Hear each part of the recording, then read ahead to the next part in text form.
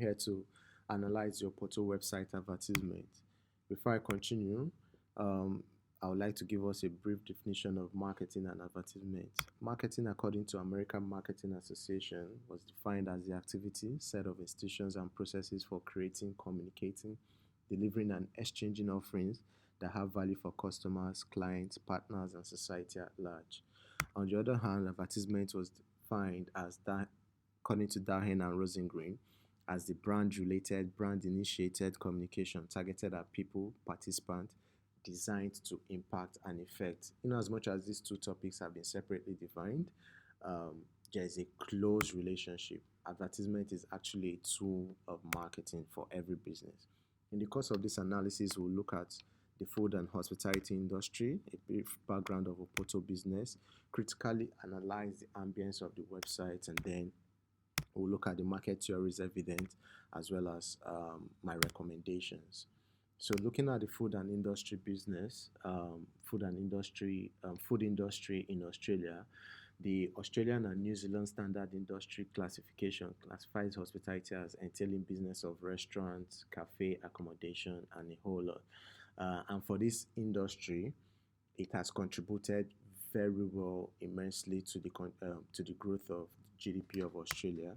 It's currently boasts of about 3.7% contribution in 2021, as well as boasting of 37, as well as boasting of 38% increase in employment in the year 2021, and there's a projected increase of 800 846,400 growth in employment by 2025. The Oporto business was first launched in 1986 by a Portuguese man in Sydney, and he had the, you know, due to his passion for hospitality and the Portuguese fried or grilled chicken, he wanted to extend same in Australia. Currently, they have 175 branches in Australia, present in 163 cities in Australia, also present in all the 6 states in Australia, and they have their most branches in New South Wales, which is 110. The business is a business to customer model, and in this analysis, we are going to see how they've been able to apply the prefrontal cortex in their business model. Like I said, we are going to have a very critical analysis of the website ambience, and in the course of this analysis I would have to make some form of comparisons between Oporto website and their close competitors being KFC and McDonald's. um, so few things that are very noticeable on the website are the colors, the words that were used, the font size and font style, as well as the SS buttons. So this is the website. All right, we can see the use of over 5 colors already on the home page. Okay, good and fine. The business industry encourages the use of certain colors, and I think the worldwide standard is to use maximum of 3 colors, being red, yellow, and green. Um, if you check their competitors, KFC, they've been able to maintain this standard. Keeping red as constant on a white background, and then same thing in McDonald's, white background, and then employing the yellow and red, which is very strategic and tactical. The red is supposed to create warmth and attract people to hunger or get you hungry. The yellow is supposed to give out the energy vibe, while the green represents healthy living. But for Poto, they've been able to use so many colors on the website. Again, is the fact that it was too wordy. The very captivating caption here is "Fuel tonight with flavor." This is a very confusing caption, being that it's not a night website or it's not a night business. They actually close at 10 in all their branches in Australia. So this is a very contradicting thing to have put on the website. I really can't tell, even in the course of the research, couldn't tell what that actually meant. Again, I felt there were too many words that were used in the website. A click at the web and their philosophy, too much words, and which also borders around the font styles and font size. The font size wasn't consistent. It became more like a calligraphic website, and at some point it lost my interest, and I'm sure we lose a couple of other people's interest out there. Checking the KFC kept it plain, same font style, same font size, same thing with McDonald's, no too much words. Rather, what you see, like on the website of KFC, you keep seeing different pictures, and these are exciting pictures that will actually instigate hunger in you.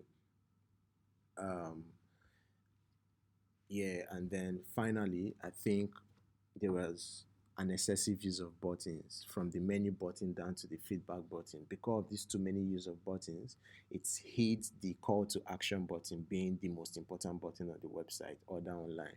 So the the use of buttons were just too excessive compared to KFC. KFC had just three buttons, which was strategically placed, and they were all call to action buttons. It's either you're picking up, you're delivering, you're catering. Um, so yeah,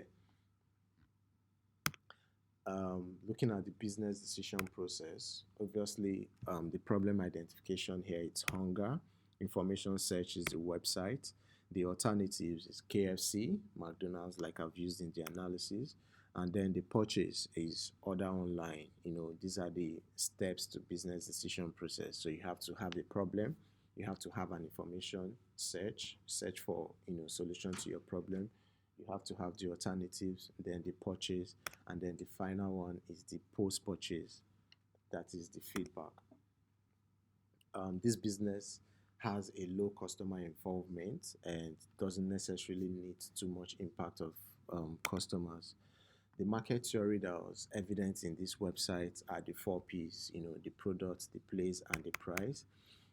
For the product, Oporto has so many products, gives customers the choice to make varieties of, to have to, has varieties in their menu compared to KFC.com or the likes of McDonald's. They actually have more. And then talking about the place, they've been very fantastic in their strategy, being present in the 6 states of Australia, also having their most branches in Sydney. Sydney is currently the most populated place in Australia. So for the fact that they have 110 branches, this is a strategy, and that is because they want to ensure that they are capturing the entire market. Now, the third is the price. Um, Comparatively, the price of their products compared to KFC and McDonald's has been excellent and great. And also, it is pertinent to state that the price strategy, in terms of elasticity of their price, it's inelastic. So, meaning that a very little increase in the cost of their products might not necessarily lead to a decrease in demand. All that people are after is give them good products, something that tastes nice, and something that is filling. However, talking about the promotion, I don't think Opoto has done well in terms of promotion on the website. There's nothing at all that's leading you to want to buy more. There's nothing captivating that pushes you to want to buy more. Unlike KFC, where you have free delivery, Christmas in July 1st. So I think this is a promotion. This would drive people to want to buy more stuff. Same thing is applicable in McDonald's, you know. So for the promotion, that was absent. Um, as a result of the lack of promotion, I think the missing marketing theory is the pull strategy, which is supposed to create awareness and create desire for customers to make a purchase. So that was missing in the website. Now, the relationship between the design element and target market, like I already outlined, the choice of colors that were used was okay. However, they were too much, and some point lost the customers or has the capacity of losing customers' interest. The timing, being a website, there's no time, but then they should put on the website, the time of operation of the business. The font style, the font style also is another thing that was lost in terms of its relationship with customers. I don't think there was a proper relationship. It would actually appeal more to kids than actual customers of the business. Then the legislation that it's evident in the business, I think they've been able to adhere to the AANA legislation in section 2.1, which says that advertising for food or beverage product must not be misleading or deceptive or likely to mislead or deceive.